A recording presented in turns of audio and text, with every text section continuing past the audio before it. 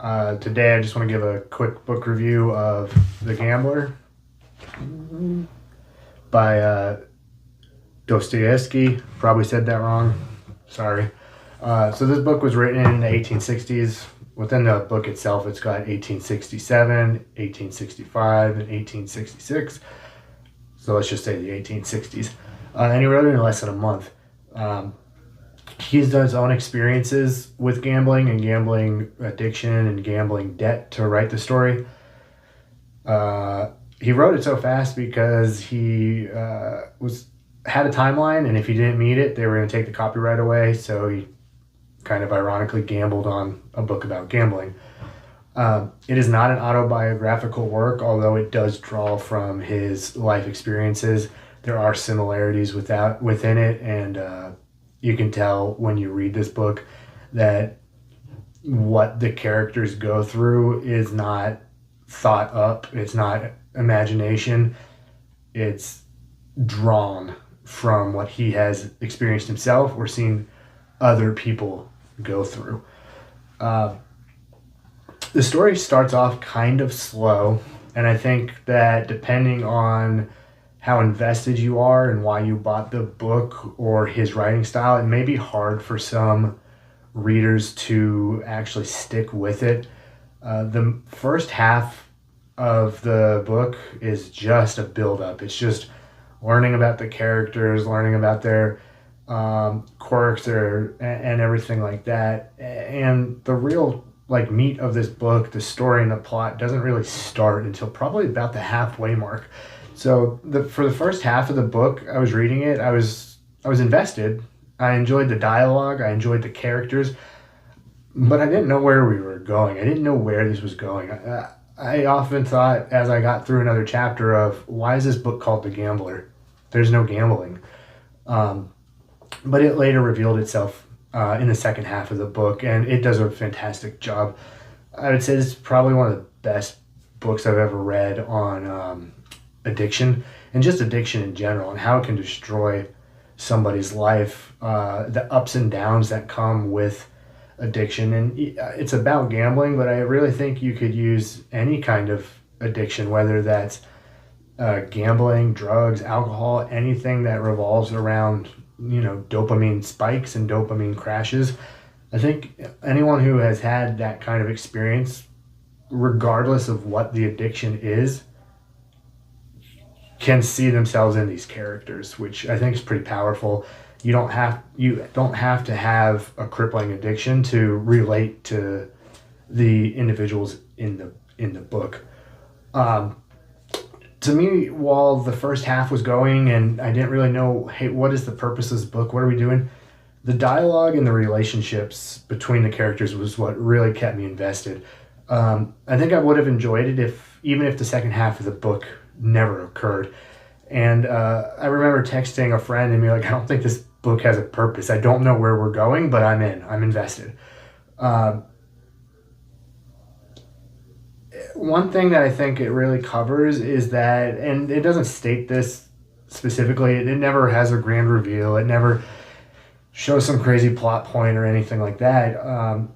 Is that while you're reading through this book, and maybe if you've gambled or whatever, probably everyone watching this has gambled in some capacity, whether that's playing spades or going and buying a scratch off or buying the Mega Millions. And I know when I buy it, it's never, I need to win. If I win, this is going to change my life. At least everyone I know, myself included, when we buy a lottery ticket, it's not because we expect to win. It's more of the illusion, the dreams, and everything of, well, what if I win? And those 3 days between buying the ticket and seeing the numbers that you have zero matches on, it's more about just living in a fantasy world. I think this book does a really good job of illustrating that money isn't the goal of gambling, but winning is. I don't want to do any spoilers on this book, but a lot of people in the book don't need money. They have money. And getting more money doesn't serve them any better because they were already rich, or they were in a position where they didn't need the money, but they craved it. because it's an addiction. It's something they need, they want, they have to have it. And no matter how bad things get, as long as they get a small win, their dopamine spikes and they just keep going after it. I haven't read another book that really lays it out like that. And so I think it's pretty fascinating. I will say that I think the interactions between characters might come off a little odd. It's written by a Russian in the 1860s, and I'm no history expert, but during that time, countries were countries. And what I mean by that is that Germans were German, Russians were Russian, British were British, and they all had their own unique cultures.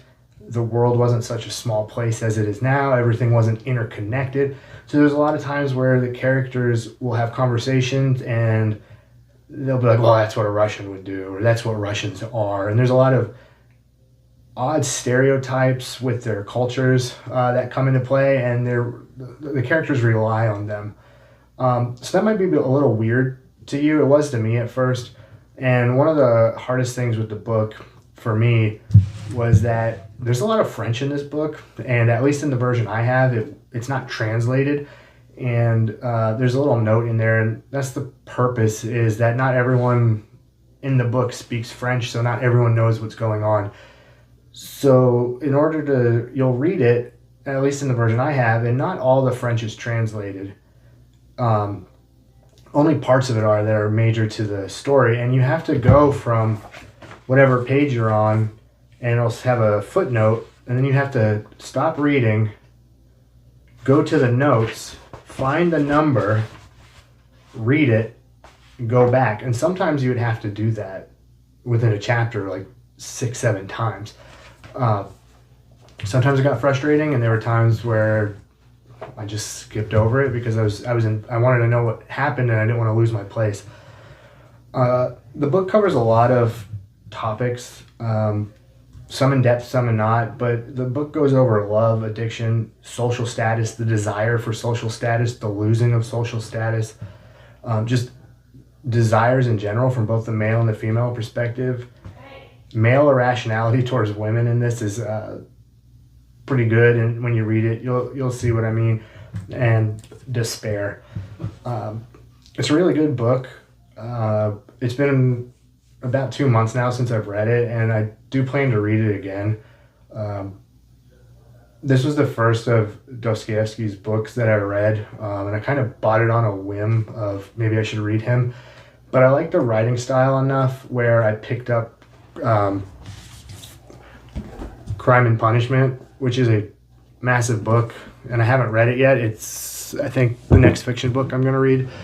But I think that should say something, is that this little novella is the way it was written, in a way that Fyodor Dostoevsky writes, and I think the emotion and just the ability to transcribe feelings, emotions, and topics that are still relevant to today was enough for me to go out and buy a 600-page book when I'm not really, or historically haven't been, a fiction person.